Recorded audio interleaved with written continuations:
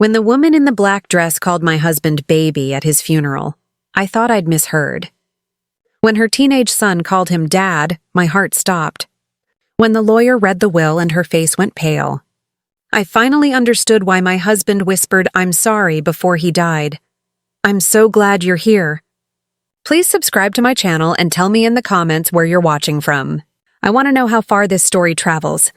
Because what happened at that funeral changed everything I thought I knew about my 28-year marriage. But let me take you back 3 weeks. 3 weeks before the funeral that would expose 15 years of lies. Because the story doesn't start in that cemetery.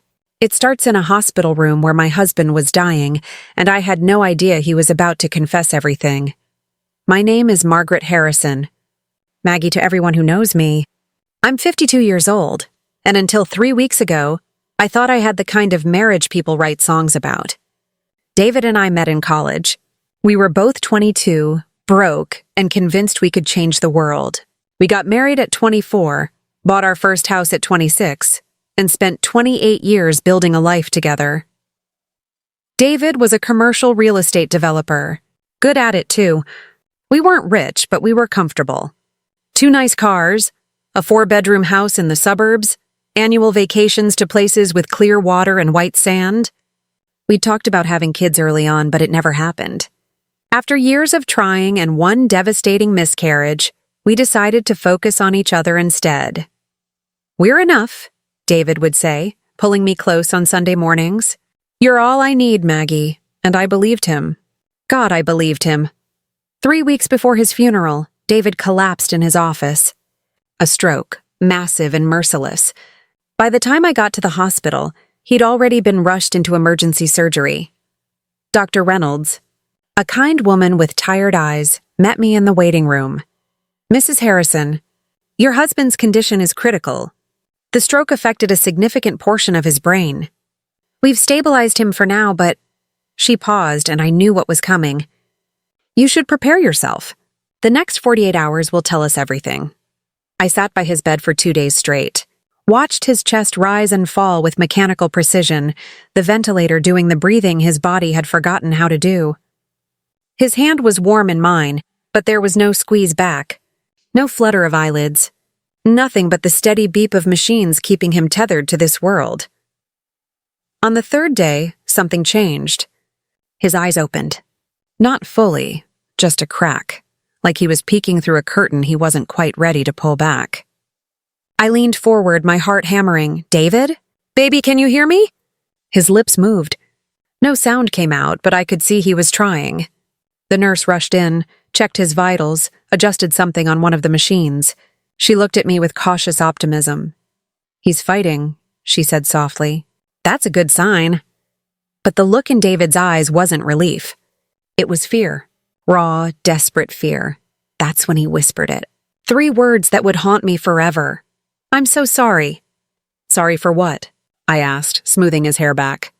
"You're going to be fine. You're going to—" "Vanessa!" he croaked, his voice like gravel. "I need to tell you about Vanessa." The name hit me like ice water. Vanessa. I'd never heard that name before. Not once in 28 years. "Who's Vanessa?" I asked, my voice steady despite the sudden thundering in my chest. David's eyes filled with tears. Actual tears streaming down the sides of his face and into his hair. His mouth opened and closed several times before any words came out. Maggie, I'm sorry. I'm so sorry. I was weak. I was stupid. But I need you to know, I never stopped loving you. Please believe that." My world tilted. The fluorescent lights above suddenly seemed too bright, the smell of antiseptic too strong. I pulled my hand away from his. "What are you talking about?" 15 years, he whispered. "I've been with someone else for 15 years. Her name is Vanessa. His voice broke. "We have 2 children. Tyler is 16. Emma is 12. I stood up so fast the chair scraped across the linoleum floor, the sound sharp and violent in the quiet room. The machines kept beeping. David kept crying, and I felt like I was watching this scene happen to someone else. This couldn't be my life. This couldn't be my husband telling me he had an entire second family. "You're lying," I said. but even as the words left my mouth, I knew he wasn't. I never meant for it to happen. It started as, it was just supposed to be a mistake. One mistake. But then she got pregnant and I couldn't abandon her. I couldn't abandon Tyler. But you could abandon me? My voice was ice. No. No, Maggie, I kept both. I know how that sounds, I know. But I couldn't choose. I couldn't lose either of you. So he just lived two lives. For 15 years, I walked out of that hospital room and didn't come back until the next morning. Spent the night at Sarah's house, my best friend since high school. Crying so hard I vomited twice. Sarah held my hair back, brought me water, didn't ask questions I couldn't answer. What do you want to do? She finally asked around 3 a.m., both of us sitting on her bathroom floor. I want to know everything, I said. Every goddamn detail. When I returned to the hospital, David was weaker. Dr. Reynolds pulled me aside before I went in. Mrs. Harrison, I need to be honest with you. Your husband's prognosis isn't good.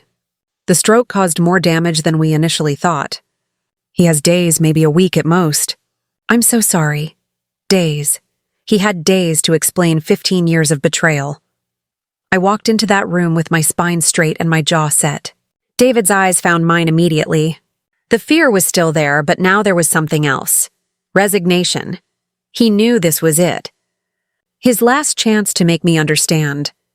Though what understanding could possibly exist in a situation like this? Tell me everything, I said, sitting in the chair but staying far enough away that we couldn't touch. From the beginning. And David? Don't you dare lie to me. Not now, he nodded weakly. When he spoke, his voice was barely above a whisper, but every word was crystal clear. Her name is Vanessa Cole. We met at a real estate conference in Chicago. It was 2010. You remember that trip? You stayed home because your mother was sick. I did remember. My mother had pneumonia, and I'd stayed to take care of her while David went to the conference. He'd come back 3 days later with a keychain from Navy Pier and stories about boring seminars. We had drinks after one of the sessions. Just networking, or so I told myself. But then it was dinner. And then it was... He closed his eyes. I cheated on you that night. One night, and I swore it would never happen again. But it did happen again. Because 2 months later, Vanessa called him. She was pregnant. I panicked, David continued. I knew I should have told you right away. But I convinced myself I could handle it quietly. I'd support the child financially, make sure Vanessa had everything she needed, but keep it separate from our life. From you? How noble, I said, my voice dripping with venom. I know how it sounds. But Maggie, when Tyler was born, I looked at him and I saw my son, my child. And I couldn't just send checks and pretend he didn't exist. I wanted to be his father. So you became his father, and kept me as your wife, and never thought to mention that you were living a double life.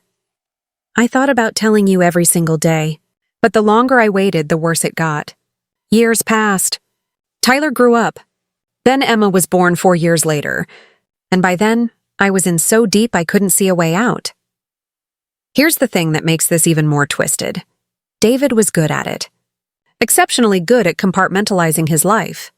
He'd told Vanessa from the beginning that he was married and would never leave me. She accepted it. Or so he claimed. She knew about you? I asked, horrified. Yes.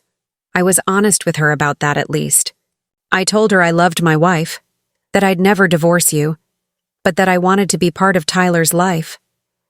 She agreed to it. She agreed? Just like that? What kind of woman agrees to be the mistress for 15 years? David's expression shifted. And for the first time, I saw something like regret mixed with anger. A woman who thought she could change my mind, he said quietly. A woman who believed that eventually I'd love her more than I loved you. She was wrong, Maggie. That's what I need you to understand. She was always wrong, I laughed. Actually laughed, harsh and bitter in that sterile room. You want me to feel better because you loved me while you were fucking another woman and raising children with her? Is that supposed to comfort me, David? No, God, no. Nothing about this is okay. But I need you to know the truth before I die. Vanessa has been pushing me for years to leave you. To marry her. to make their family legitimate. And I always said no. Your children with her. Are they legitimate, David? Do they know about me? He nodded slowly. Tyler knows. Emma is too young to understand the full situation, but Tyler, he knows. And he hates me for it. Hates that I won't leave you. Hates that he's my secret family. My heart broke for that boy. A 16-year-old who'd grown up knowing his father chose someone else. Who had to pretend his dad didn't exist whenever they were in public. Who couldn't post Father's Day photos on social media or brag about his father's accomplishments to his friends. But my sympathy for Tyler didn't extend to David or to Vanessa. There's something else, David said, and I almost laughed again because of course there was something else. My will. I need to change it. Your will? Everything is set to go to you. The house, the business, all of it. But Vanessa thinks she's been under the impression that I split everything between both families. I let her think that because it kept her happy, kept her from making demands. But it's not true.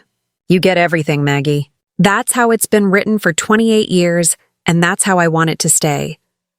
I stared at him, trying to process this. He'd lied to Vanessa about the will, just like he'd lied to me about Vanessa. You lied to everyone, I said slowly. Your entire life is a lie. Yes. Simple. Direct. The truth, finally. Why are you telling me this now? Why not take your secrets to the grave? David's eyes met mine, and in them, I saw genuine pain. Because I'm dying, and because I love you. I've been a coward and a liar and the worst husband imaginable. But I need you to be prepared. Vanessa is going to show up after I die. She's going to make claims. She's going to bring lawyers. And I need you to fight her, Maggie. I need you to protect what's yours. He died 3 days later, slipped away quietly in the early morning hours while I sat in the chair beside his bed, holding his hand one last time. Despite everything, despite the lies and betrayal and the destruction of every memory I'd cherished, I held his hand. I don't know why I did. Maybe because 28 years of love doesn't evaporate in 3 days of revelation. Maybe because the man I'd loved still existed somewhere inside the stranger who'd confessed to a double life. Or maybe because I'm a fool. The funeral was scheduled for the following Tuesday. A cold October morning with gray skies that seemed fitting for the occasion. I'd gone through the motions of planning it in a daze. Called relatives, picked out a casket, wrote an obituary that mentioned his beloved wife but made no reference to anyone else. Sarah stayed with me the entire time. Helped me pick out a black dress, held my hand during the viewing, stood beside me as people offered condolences. That felt hollow and meaningless. I'm so sorry for your loss. He was such a good man. 28 years together, what a blessing. I smiled and nodded and accepted their sympathies while screaming inside. The funeral started at 10 a.m. The church was half full. David's colleagues, our friends, a few distant relatives. I sat in the front pew, Sarah on one side, David's brother Michael on the other. The casket was closed, covered in white roses that I'd picked because David always said they reminded him of me. The pastor was halfway through his sermon, talking about David's devotion to his work and his community. When the church doors opened, everyone turned. You couldn't help it. The doors were heavy, and they made a sound like thunder when they moved. A woman stood in the doorway. Late 30s, blonde, beautiful in that careful, maintained way that comes from regular salon visits and expensive skincare. She wore a black dress that was just a touch too fashionable for a funeral, with a veil covering the top half of her face. Behind her stood a teenage boy and a young girl. The boy was tall, with David's dark hair and sharp jawline. The girl was smaller, clutching her brother's hand, her face pale and confused. My breath caught. I knew immediately who they were: Vanessa, Tyler, Emma. The church went silent. Even the pastor stopped mid-sentence, his mouth hanging open as he watched the trio walk down the aisle. Vanessa's eyes were on the casket. Only the casket. She didn't look at me, didn't acknowledge the gasps and whispers rising from the pews. She walked straight to the front and sat down. On the other side, directly across from me, separated only by David's casket, Tyler sat beside her, his face a mask of barely controlled rage. Emma cried softly, confused and frightened. "Who is that?" Sarah hissed in my ear. "That," I said, my voice surprisingly steady, "is my husband's other family." The pastor, to his credit, recovered quickly.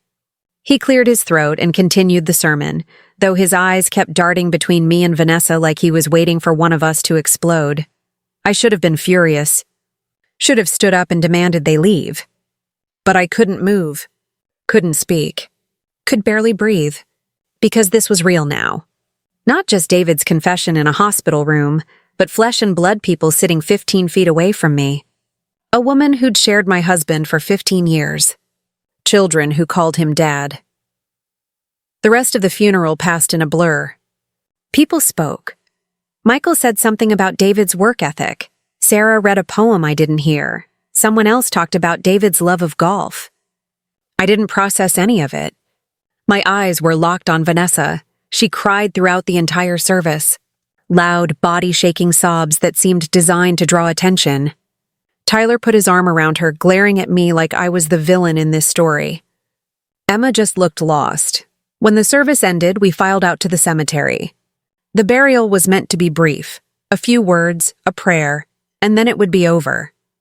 But as we stood around the grave, Vanessa did something that changed everything. She stepped forward, broke away from her children, and placed a single red rose on David's casket. "Goodbye, baby," she said loudly enough for everyone to hear. "I love you. I'll always love you. Baby." She'd called him baby. At his funeral. In front of his wife. That's when Tyler approached the casket. He pulled something from his pocket, a photograph it looked like, and placed it beside his mother's rose. "Goodbye, Dad," he said, his voice cracking. I wish things had been different. "I wish you'd chosen us," the crowd murmured. People who'd known David and me for decades suddenly had questions in their eyes. Michael touched my arm, concerned. "Maggie, what's going on? Who are these people?" "Later," I muttered, pulling away. After the burial, everyone gathered at my house for the reception.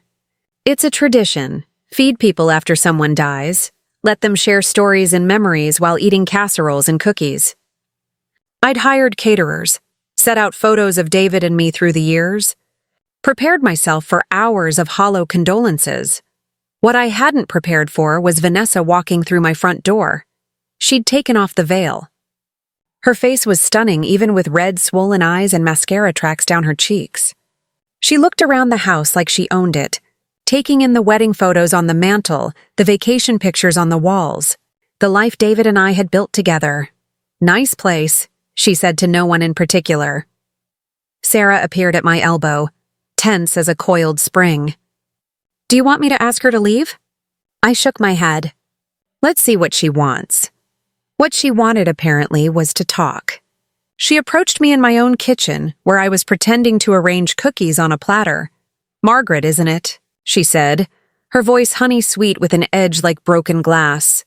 "It's Maggie, and you're Vanessa. David told you about me. Not a question. A statement. Right before he died, yes. 15 years is a long time to keep a secret." She smiled, and it wasn't pleasant.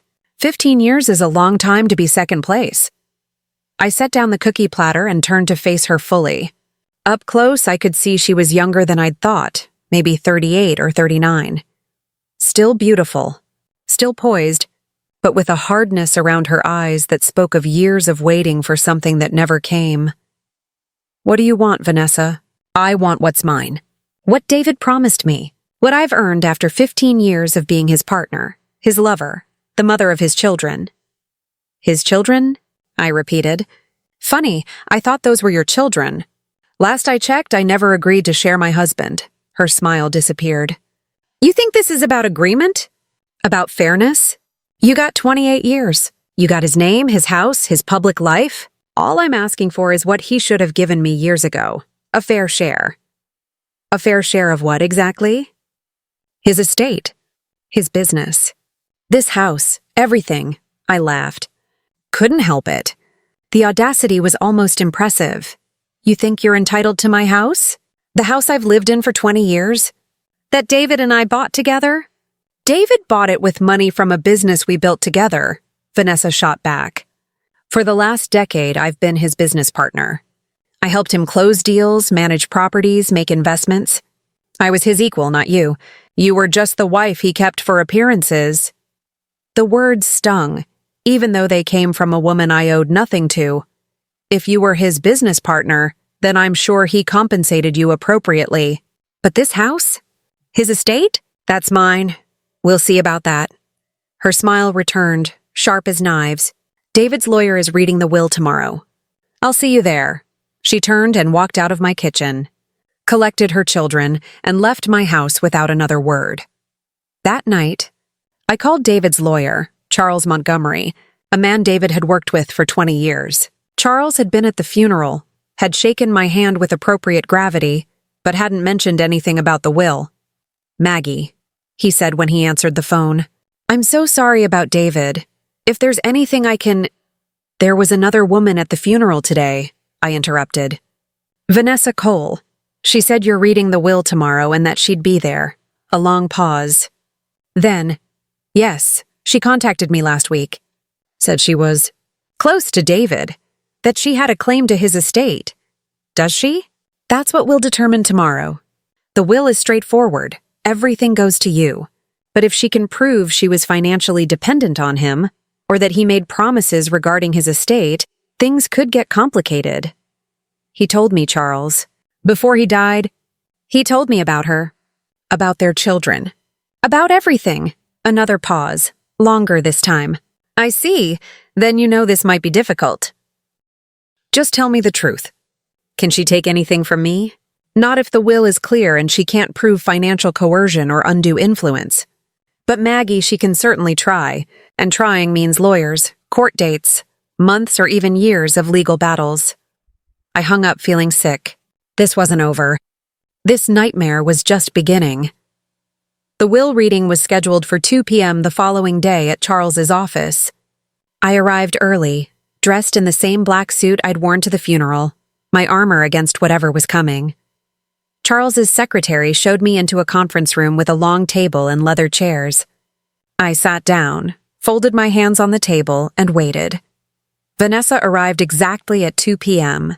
She'd dressed carefully, a navy suit that screamed professional businesswoman. Her blonde hair pulled back in a sleek bun, minimal makeup. Tyler was with her, still wearing his funeral clothes. Emma had been left at home, apparently. Maggie, Vanessa said, taking a seat across from me. Vanessa. Charles entered a moment later, carrying a briefcase and wearing the expression of a man who wished he was anywhere else. Thank you both for coming. I'll make this as brief as possible. He sat down at the head of the table, opened his briefcase, and pulled out a document.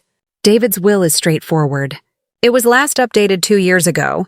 The document states that his entire estate, including his share of Harrison properties, his personal assets, this house, and all financial accounts, are to be inherited by his wife, Margaret Ann Harrison. Vanessa's face remained calm, but her hands clenched into fists on the table. That's impossible. David promised me he'd updated the will. He said Tyler and Emma would be provided for. Charles looked uncomfortable. Ms. Cole, I can only tell you what the legal document states. If David made verbal promises to you, that's a different matter. But legally, Mrs. Harrison is his sole beneficiary. How much? I asked suddenly. How much is the estate worth? Charles glanced at his papers. Approximately $3.2 million, including the business valuation, property holdings, and liquid assets. Vanessa stood up so fast her chair tipped over backward. That's not possible. David told me, he swore to me that I'd get half. That Tyler and Emma would be taken care of. That I wouldn't be left with nothing after 15 years of supporting him, helping him build that business. Ms. Cole, Charles said firmly, I understand you're upset, but the will is clear. Unless you can provide legal documentation of a different arrangement, a contract, a trust document, anything legally binding, Mrs. Harrison is the sole heir. I was his partner. Vanessa shouted. I helped him make millions. I was there when he closed the Riverside deal, when he expanded into commercial properties, when he— Were you on payroll? Charles interrupted. What? Were you a formal employee of Harrison Properties? Did you receive a salary, benefits, have a contract? Vanessa's silence was answer enough. I worked under the table, she finally admitted. David didn't want paper trails. He said it was better for both of us if our professional relationship remained unofficial. Then legally, you were never his business partner. You may have advised him, helped him, but without documentation, you have no claim to his business or its assets. Vanessa's face went from pale to red. She turned to me, her eyes blazing. You knew about this. David told you, and you didn't stop him from cutting us out. Actually, I said, keeping my voice level. I found out about you 3 days before he died. And yes, he told me the will hadn't changed, that everything would come to me. You could change it now. You could do the right thing and share what he would have wanted shared. The right thing? I repeated. You slept with my husband for 15 years. Had 2 children with him. Let him live a double life that destroyed our marriage. And now you want me to give you money because you made poor choices? My children aren't poor choices. Tyler spoke for the first time, his voice shaking with rage. We're his kids. We deserve something. I looked at Tyler, and for the first time since this nightmare began, I felt genuine sadness. This boy hadn't asked for any of this. He'd been born into a situation he didn't choose, raised by a father who kept him hidden, and now he was here, fighting for something he thought was rightfully his. Tyler, I said gently, I'm sorry. I'm sorry you're in this situation. I'm sorry your father made the choices he made. But the legal reality is that I'm his widow and the will is clear. We'll contest it, Vanessa said. I'll hire lawyers. I'll prove David supported us, that he intended for us to be provided for, that you're keeping money that should belong to his children. You can try, I said. But Charles is right. Without documentation, without proof of a legal arrangement, you have no case. Vanessa grabbed her purse, grabbed Tyler's arm, and stormed toward the door. But before she left, she turned back to me. This isn't over. You think you won because you have some piece of paper? David loved me. He loved our children. And by the time I'm done, everyone will know what kind of man he really was. I'll destroy his reputation, drag your name through the mud, and make sure you regret not doing the right thing today. The door slammed behind her. Charles let out a long breath. That went about as well as I expected. She can't actually contest the will, can she? She can file papers. Anyone can file papers. But winning? That's a different story. She'd need to prove David was coerced into maintaining the original will, or that she has some legal claim based on common law marriage or financial dependency. Given that she admitted she wasn't a formal business partner, and that David was open about being married to you, her case is weak. But she'll try anyway. Probably. And even weak cases can drag on for months. I'm sorry, Maggie.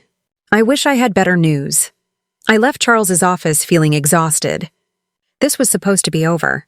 David was dead, the funeral was finished, and I should have been starting to move on with my life. Instead, I was looking at months of legal battles with a woman who hated me for having what she couldn't. Sarah was waiting for me in the parking lot.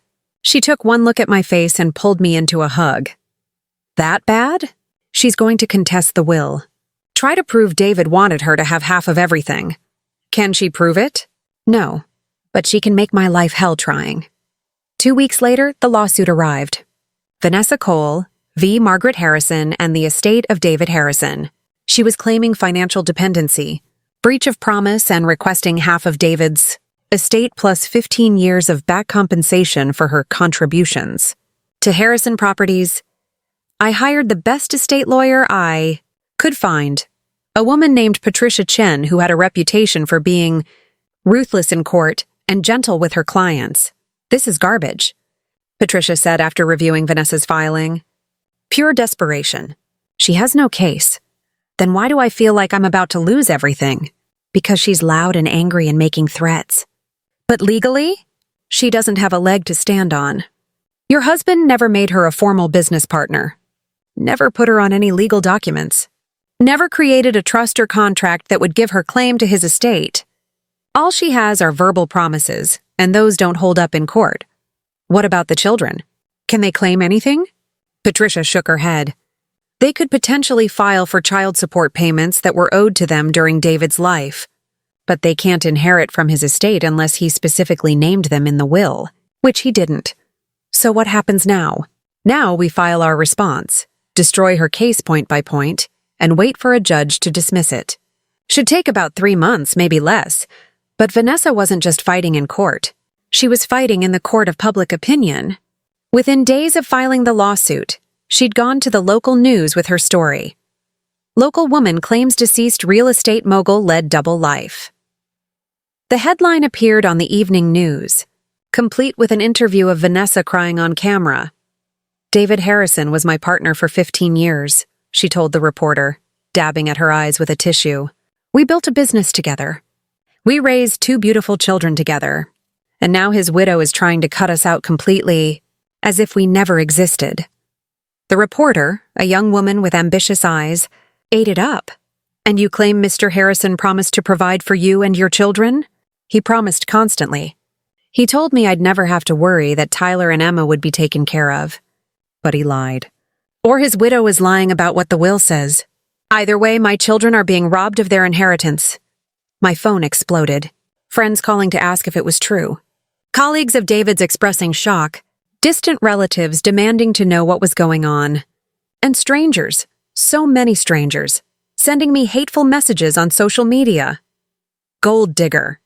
Selfish bitch. Those poor children. You should be ashamed. I didn't respond to any of it. Patricia advised me to stay silent, to let the legal process play out, to not give Vanessa any ammunition to use against me.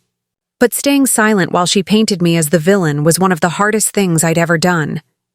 Then something unexpected happened. Tyler reached out to me. He sent a message through social media, short and blunt. We need to talk. Just you and me. Not lawyers. Not my mom. Please. I stared at that message for an hour before responding. This could be a trap. He could be trying to get me to say something that Vanessa could use in court. But he was also a kid who'd lost his father, and despite everything, I couldn't ignore that. Coffee? I typed back. Tomorrow at 3? Yes. Thank you. We met at a small cafe on the edge of town, far from anywhere David and I had frequented. Tyler was already there when I arrived, hunched over a cup of coffee and looking older than his 16 years. Thank you for coming, he said as I sat down. I wasn't sure if I should. My mom doesn't know I'm here. She'd kill me if she found out. Then why are you here? Tyler looked at me and I saw David in his eyes. The same shade of dark brown, the same intensity, because I need to know the truth. My whole life, my mom told me my dad was married, but that he loved us just as much as he loved you. That he'd leave you eventually. That we'd be a real family someday. And I believed her because what else was I supposed to do? He took a shaky breath. But then he died without ever leaving you, without ever making us legitimate. And my mom is so angry, so focused on the money, that I can't get a straight answer from her about anything. So I'm asking you, what did my father tell you about us? I could have lied, could have softened the truth to spare this kid's feelings, but he'd asked for honesty, and I owed him at least that much. Your father told me he loved me, that he never stopped loving me, that he'd been with your mother for 15 years, but that it started as a mistake and became something he couldn't escape from. He said he wanted to be your father, wanted to be part of your life, but that he'd never leave me. Tyler's eyes filled with tears. So we were the mistake. We were the thing he couldn't escape from. No. Tyler, listen to me. You weren't a mistake. You were a child who deserved better than what your father gave you. You deserved a dad who was fully present, not one who had to split his time and his love between 2 families. Tyler stared into his coffee cup, his jaw clenched. When he spoke again, his voice was barely above a whisper. Do you know what it's like to wait for your dad every Tuesday night? To sit by the window watching for his car, knowing he only has 2 hours before he has to go back to his real family? Do you know what it's like to hear him say, I love you, and wonder if he means it, or if he says the same thing to you with more conviction? My heart broke for him, for this boy who'd grown up in the shadows of his father's double life. No, I said honestly. I can't imagine that pain. Every Father's Day, Emma would make him cards. Elaborate ones with glitter and drawings. She'd be so excited to give them to him. And he'd smile and say they were beautiful, but he could never take them home. Couldn't put them on his desk or his fridge because you might see them, so they stayed in a box in his car. Hidden. Like us. Tyler, I'm not telling you this to make you feel guilty, he interrupted. You didn't know about us. You didn't choose this. But I need you to understand. When my mom fights for that money, it's not just about greed. It's about 15 years of being erased, of being told we mattered while being shown every single day that we didn't matter enough. I wanted to argue. Wanted to say that money couldn't fix what David had broken. But Tyler wasn't wrong. Vanessa and her children had been denied basic dignity for 15 years. The question was whether that gave them a legal claim to David's estate. What do you want, Tyler? If you could have anything right now, what would it be? He thought for a long moment. I want Emma to understand that none of this was her fault. She's 12. She doesn't get why everyone's fighting, why Dad's gone, why Mom cries all the time. I want her to have a normal childhood or whatever's left of one. And I want... He paused, struggling with the words. I want to not hate my dad. But I don't know how to do that. You don't have to figure that out today. Or tomorrow. Or ever if you can't. What your father did was inexcusable. But Tyler, you're not him. You get to choose who you become regardless of his choices. My mom says I'm just like him. That I'm too soft, too worried about everyone else's feelings. She says Dad was the same way, always trying to keep everyone happy, which is why he couldn't choose. Is that how you see it? That he couldn't choose? Tyler's laugh was bitter. No, I think he didn't want to choose. There's a difference. He liked having both. The respectable wife with the nice house and the social standing, and the mistress with the young kids who made him feel important. He liked being two different people because it meant he never had to fully commit to being one. The insight from this 16-year-old was staggering. He understood his father better than David had understood himself. My mom says you're keeping money that should go to Emma and me, that my dad promised to take care of us. Your father's will left everything to me. That's the legal reality. I didn't force him to write it that way. I didn't even know you existed until he told me on his deathbed. Tyler's face crumpled. He never told you about us? Not once in 15 years? Not once. So we really were his dirty secret. He laughed bitterly. God, that's so much worse than I thought. Tyler, your father was complicated. He made choices that hurt everyone. Me, you, your mother, your sister. I can't defend what he did, but I also can't give your mother money because she chose to stay with a married man for 15 years. That was her decision. What about Emma and me? We didn't make any decisions. We were just born into this mess. He had a point. A valid, heartbreaking point. What do you want from me, Tyler? He wiped his eyes roughly. I don't know. Maybe just to understand. Maybe to hear that someone besides my mom gives a damn about what happens to us. I do give a damn. You're his children. That's not your fault. But the will is the will, and I can't change it just because your mother demands it. What if she wins? What if the judge decides she's right? She won't win. Her lawyer knows she won't win. This lawsuit is about making noise, about trying to force me to settle out of court because she knows she has no legal case. Tyler nodded slowly. That sounds like something my mom would do. She's good at making noise when she doesn't get what she wants. Tyler, can I ask you something? Sure. Did your father love you? The question seemed to catch him off guard. He was quiet for a long moment. I think so. In his way. He came to my baseball games sometimes. Helped me with homework when he was around. Took me and Emma to dinner every Tuesday night. But there was always this feeling like we were the thing he did between his real life with you. Like we were the hobby he kept in the margins. And your mother? How did she handle it? Tyler's expression darkened. She's complicated. Some days she'd be fine, telling Emma and me that Dad loved us, that we were special. Other days she'd cry and scream about how he was using her, how she'd wasted her life waiting for him.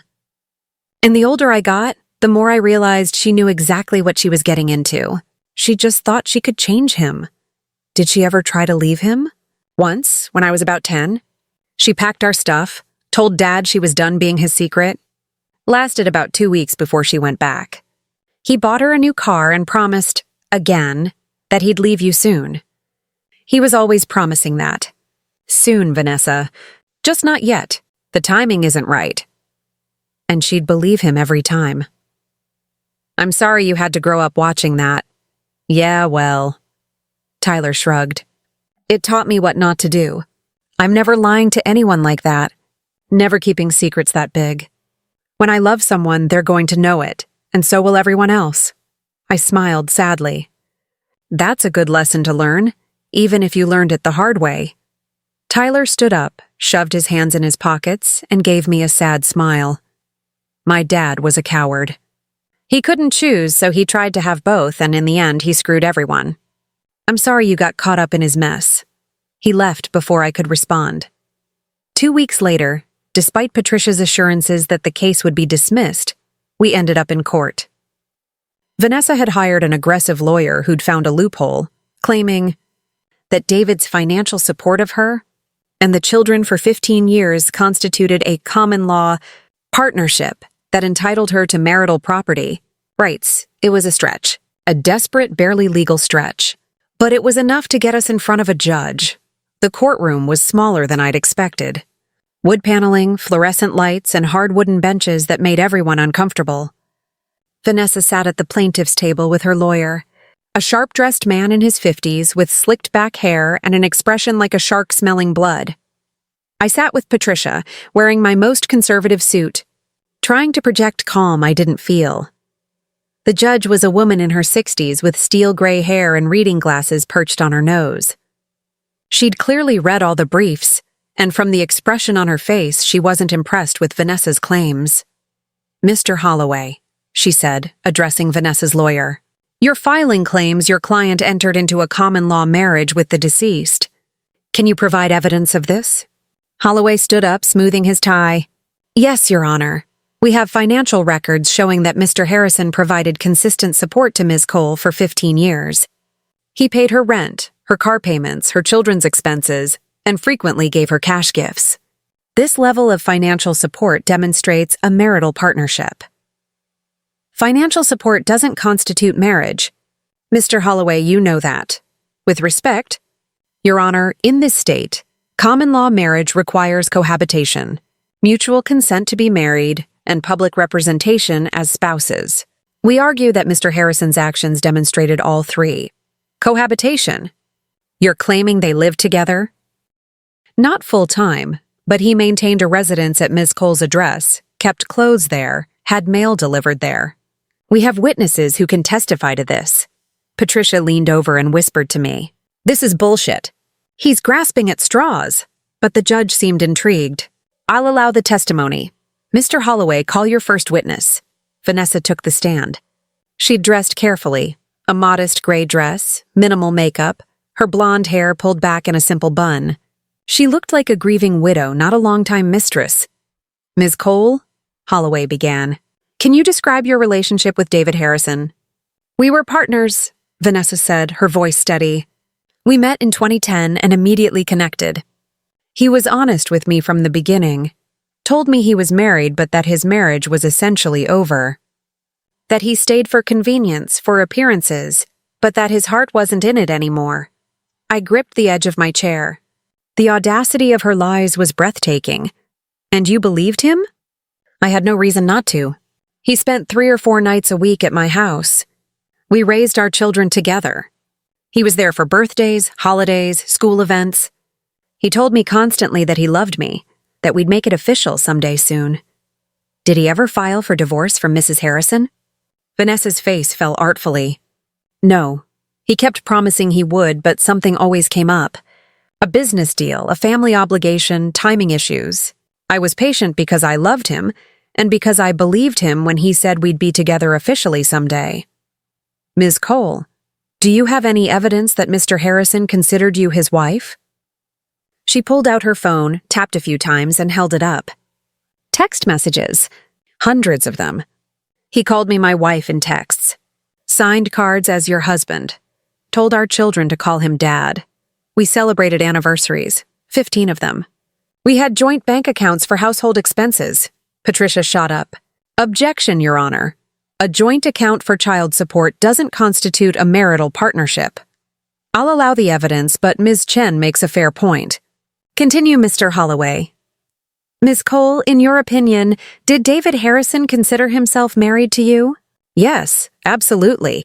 He just couldn't make it legal because of her. She gestured toward me, and I felt every eye in the courtroom turn my direction. He felt obligated to maintain his first marriage for business reasons, for social standing. But his real life, his real family was with me and our children. It took everything I had not to stand up and scream that she was lying, that David had told me explicitly on his deathbed that he'd never loved her the way he loved me. But Patricia's hand on my arm kept me seated. Thank you. Ms. Cole, your witness, Ms. Chen. Patricia stood up slowly, and when she spoke, her voice was ice. Ms. Cole, you testified that Mr. Harrison told you his marriage to Mrs. Harrison was essentially over. Did he ever actually file for divorce? No, but yes or no, please. No. Did he ever legally separate from Mrs. Harrison? No. Did he ever move out of the marital home he shared with Mrs. Harrison? He spent most nights at my place. Did he ever legally change his address to your residence? Vanessa hesitated. No. Did he ever list you as his wife on tax documents, insurance forms, or any legal paperwork? We kept things separate for tax reasons. Yes or no? No. So despite 15 years together, despite 2 children, despite all these text messages where he supposedly called you his wife, he never once made you his wife in any legal sense. Isn't that correct? Vanessa's composure cracked. He promised. He always promised. Promises aren't legal contracts, Ms. Cole. Did you have a written agreement with Mr. Harrison regarding financial support after his death? We didn't need one. I trusted him. That's unfortunate, because trust doesn't hold up in court. Did Mr. Harrison ever put you in his will? I thought he did. He told me he did. But he didn't actually do it, did he? No. Patricia pulled out a document. Your Honor, I'd like to submit into evidence Mr. Harrison's will, last updated 2 years ago. It explicitly states that Margaret Harrison, his legal wife, is his sole beneficiary. There is no mention of Ms. Cole or her children anywhere in this document. The judge reviewed the will, her expression unreadable. Ms. Cole, Patricia continued, you knew Mr. Harrison was married when you began your relationship with him, correct? Yes, but... And you made the choice to continue that relationship for 15 years, despite the fact that he never divorced his wife. He said he would, but he didn't. And now that he's passed away, you're claiming you're entitled to his estate based on promises and text messages, and the fact that he supported his own children. Is that accurate? Vanessa's eyes filled with tears. I gave him 15 years of my life. I raised his children. I supported his career. I deserve something for that. What you deserve, Ms. Cole, and what you're legally entitled to are 2 very different things. Patricia sat down, and I could see from the judge's face that the case was essentially over. What do you want from me, Tyler? He wiped his eyes roughly. I don't know. Maybe just to understand. Maybe to hear that someone besides my mom gives a damn about what happens to us. I do give a damn. You're his children. That's not your fault, but the will is the will, and I can't change it just because your mother demands it. What if she wins? What if the judge decides she's right? She won't win. Her lawyer knows she won't win. This lawsuit is about making noise, about trying to force me to settle out of court because she knows she has no legal case. Tyler nodded slowly. That sounds like something my mom would do. She's good at making noise when she doesn't get what she wants. Tyler, can I ask you something? Sure. Did your father love you? The question seemed to catch him off guard. He was quiet for a long moment, I think so. In his way. He came to my baseball games sometimes. Helped me with homework when he was around. Took me and Emma to dinner every Tuesday night. But there was always this feeling like we were the thing he did between his real life with you. Like we were the hobby he kept in the margins. I'm sorry, I said and meant it. You deserved better. Yeah, so did you. We sat in silence for a few minutes, two people connected by one man's lies, trying to figure out how to move forward. For what it's worth, Tyler finally said, I don't think you should give my mom anything. I know that's weird to say, but she knew what she was getting into. She knew he was married. She chose to stay. And now she's acting like she's the victim, like you somehow wronged her by existing. It's bullshit. Does she know you feel that way? No, and I'm not going to tell her because she'd lose it. But I wanted you to know that I'm not here to fight you. I just wanted to understand. Tyler stood up, shoved his hands in his pockets, and gave me a sad smile. My dad was a coward. He couldn't choose, so he tried to have both, and in the end, he screwed everyone. I'm sorry you got caught up in his mess. He left before I could respond. 3 months later, just as Patricia predicted, the judge dismissed Vanessa's lawsuit. No standing, no claim, no case. The ruling was swift and decisive, a legal smackdown that left no room for appeal. Patricia called me with the news, her voice jubilant. It's over, Maggie. You won. She can't touch you. I should have felt relieved. Should have felt victorious. But mostly I just felt tired. Vanessa, predictably, went back to the media. More tears, more accusations, more claims that the system had failed her and her children. But this time, people weren't as sympathetic. The judge's ruling had included a strongly worded rebuke of her claims, and even the most sensational news outlets couldn't ignore that. Judge rules against mistress in estate battle. No claim. Court sides with widow over longtime girlfriend. The narrative had shifted. Vanessa was no longer the tragic second family fighting for what was rightfully theirs. She was the mistress who'd overplayed her hand and lost. But winning the legal battle didn't make the emotional weight any lighter. I'd lie awake at night thinking about Tyler and Emma, about two kids who'd lost their father and were now watching their mother spiral into bitterness and rage. Sarah came over one evening about a month after the ruling, carrying wine and Chinese takeout. You look like hell, she said, dropping the food on my kitchen counter. Thanks. That's exactly what I needed to hear. I'm serious, Maggie. You won. The house is yours, the money is yours, Vanessa can't touch you. So why do you look like you just lost? I poured us both wine, took a long sip, and tried to figure out how to explain it. Because it doesn't feel like winning. It feels like, I don't know, like everyone lost. David's dead. Vanessa's bitter and broke. Tyler's angry at everyone. Emma's confused. And I'm sitting here in this big house with all this money, and none of it changes the fact that my entire marriage was a lie. Sarah squeezed my hand. Your marriage wasn't a lie. The last 15 years were complicated, sure. But the first 13? Those were real. David was a cheating bastard, but that doesn't erase the good years. Doesn't it, though? How do I look at our wedding photos now without wondering if he was already the kind of person who could do this? How do I remember our 25th anniversary without thinking that he was probably texting Vanessa while we were cutting the cake? You don't have all the answers right now. And that's okay. But Maggie, you can't let what he did destroy everything you were. You were a good wife. You loved him honestly.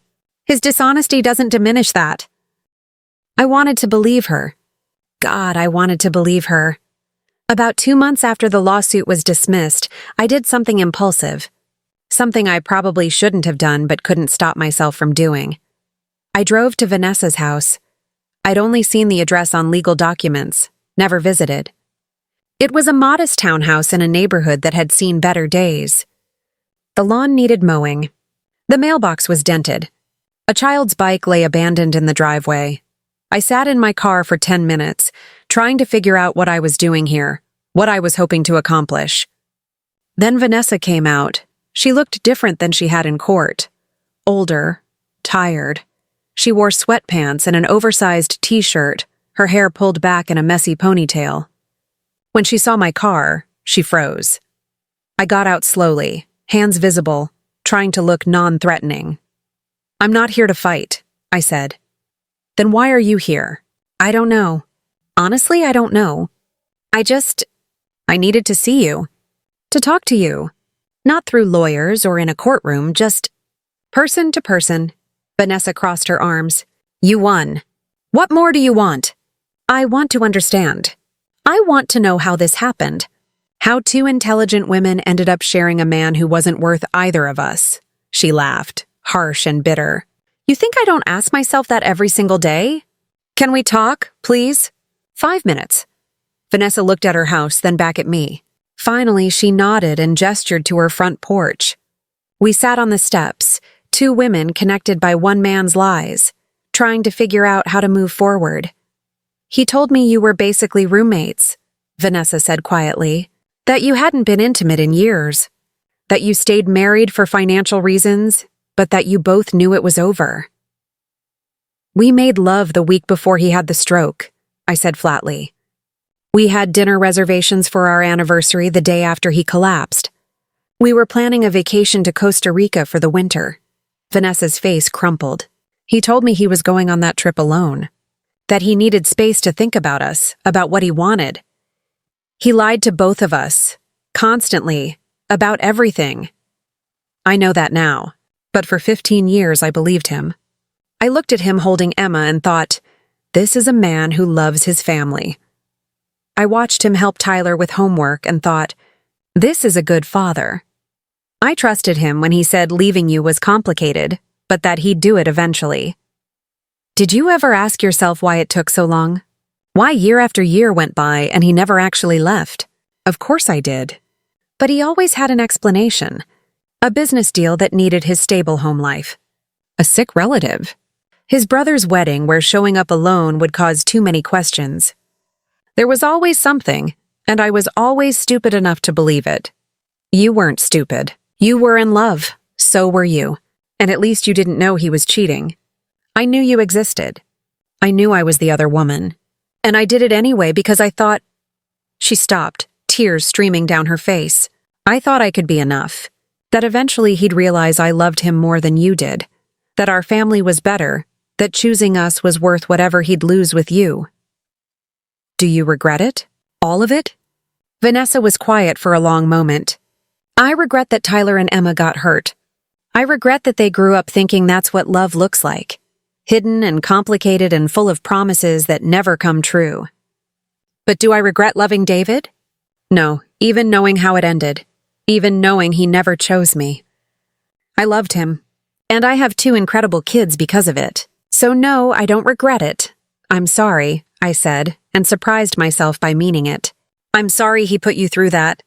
I'm sorry Tyler and Emma grew up the way they did. I'm sorry this whole situation is such a mess. I'm sorry, too, for showing up at the funeral the way I did, for filing that lawsuit, for making everything even worse than it already was. I was just so angry and scared and... She wiped her eyes. I didn't know how I was going to survive without his financial support. And I took that fear and turned it into rage at you, which wasn't fair. Are you okay now? Financially? We're managing. I got a job. Nothing glamorous, but it pays the bills. Tyler works part-time. We downgraded our car, cut expenses. We're surviving. Tyler's a good kid, I said. Vanessa's expression softened. He is. He's so much better than either of his parents. Smarter, more honest, more emotionally mature. Sometimes I look at him and wonder how David and I managed to create someone so good. He came to see me a few months ago. Wanted to understand what happened, I know. He told me. I was furious at first, but he was right to do it. He needed to hear the truth from someone other than me. He's applying to colleges? Yeah, got a full scholarship to state, engineering program. He's going to do great things, that kid. And Emma? Still processing everything. She's in therapy, which helps. She was young enough when David died that she doesn't have as many complicated memories as Tyler does. In a way, that's a blessing. We sat in silence for a few minutes, watching the sun set behind the houses across the street. I don't hate you, Vanessa finally said. I wanted to. God, I tried to. But you didn't do anything wrong. You were just married to a man who couldn't figure out what he wanted. I don't hate you either. You made choices I don't agree with, but you loved him. That's not a crime. Can I ask you something? Sure. Do you think he loved me? Really loved me? Or was I just convenient? I thought about David's confession in the hospital, about the way he'd described Vanessa and their relationship, about the desperation in his voice when he told me everything. I think he cared about you. I think he cared about Tyler and Emma, but I don't think he loved you the way you deserve to be loved. And that's not your fault. It's his. He wasn't capable of that kind of honesty, that kind of commitment. Vanessa nodded slowly. That's what I thought, but I needed to hear someone else say it. I stood up to leave. Take care of yourself, Vanessa. And take care of those kids. I will. And Maggie? For what it's worth, I'm sorry you lost him too, even if he didn't deserve either of us. I drove home with tears streaming down my face, but they weren't tears of anger anymore. They were tears of closure, of finally understanding that there were no villains in this story, just people who'd made choices they thought were right and ended up hurting each other. Anyway, I sold David's business 6 months after his death. Couldn't stand to run it, couldn't stand to see his name on the building every day. A commercial real estate firm out of Chicago bought it for a fair price, and I walked away with enough money to never have to worry again. The house, our house, the one David and I had built our life in, I kept. Some people thought I was crazy to stay in a place with so many memories, both good and poisoned. But it was my house. I'd chosen the paint colors, planted the garden, replaced the kitchen cabinets. David's lies didn't get to take that from me. I haven't seen or heard from Vanessa since the lawsuit was dismissed. Tyler sends me a message every few months, usually just checking in, asking how I'm doing. He's applying to colleges now, smart kid, wants to be an engineer. I don't give him money. That would open a door I can't close. But I write him recommendation letters. Give him advice when he asks. Treat him like what he is, a kid who got dealt a bad hand. Emma. I've never met. Maybe someday, when she's older and can understand the full situation. Or maybe not. Some connections don't need to be forced. People ask me if I hate David now. If I've erased all the good memories, if I look back on our 28 years together with nothing but contempt. The truth is more complicated than that. I hate what he did. I hate the lies, the deception, the fact that he looked me in the eye every single day for 15 years while maintaining an entire second life. I hate that he was too weak to choose, too selfish to let go, too cowardly to face the consequences of his actions. But I can't hate all of it. Because that would mean throwing away 28 years of my life, the good years, before Vanessa. The laughter and the inside jokes and the Sunday mornings wrapped in each other's arms. Those memories were real, even if they were later tainted. David was a coward and a liar. He was also my husband, and I loved him. Both things can be true. So here's what I want to know from you. What would you have done in my position? If you found out your spouse had been living a double life for 15 years, had children with someone else, kept it all secret until their deathbed, would you forgive them? Would you fight for the estate, or would you share it with the other family? And what about Tyler and Emma? They're innocent in all this, just kids who didn't ask to be born into such a complicated situation. Do they deserve something from David's estate, even though he never legally provided for them? I don't have easy answers. I made the choices I made, and I can live with them. But I'm curious about what you think. Leave your thoughts in the comments. Tell me where you're watching from. Tell me if you've ever been in a situation like this, or if you know someone who has. Let's talk about it, because stories like mine are more common than we'd like to admit. Thank you for being here. Thank you for listening. And remember, subscribe to this channel if you want to hear more stories like this one. Real life, real people, real consequences. Until next time, take care of yourselves. And maybe, just maybe, be grateful if your life is a little less complicated than mine. Oh, and one more thing. About 6 months after the lawsuit was dismissed, I got a letter. Unmarked envelope, no return address. Inside was a single sheet of paper with a message written in David's handwriting. I'd recognize it anywhere. The letter was dated 2 days before his stroke, before he told me about Vanessa, before everything fell apart. It said, Maggie, if you're reading this, I'm gone. And if I had the courage I should have had years ago, I told you the truth before I died. I'm sorry doesn't even begin to cover what I've done to you. I was weak. I was selfish.